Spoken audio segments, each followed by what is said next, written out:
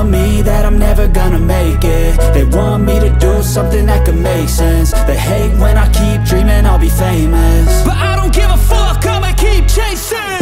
I got all this potential that's deep inside of me, but they hate when you're successful cause they try to be. They sit there being judgmental because you're trying things, and they just want you to settle and do the right thing. So get a good job, don't slack off. Wake up every morning, make a good impression on your boss. Don't do anything that I wouldn't do, and when you're making money, make sure you don't spend it too soon. Fuck that, I'll do what I wanna do. I got a different path from everyone, and that includes you.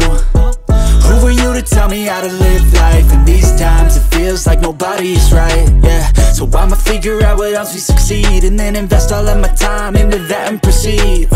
I need whatever the hell could make me happy, and I don't think you have a clue what could that be. They tell me that I'm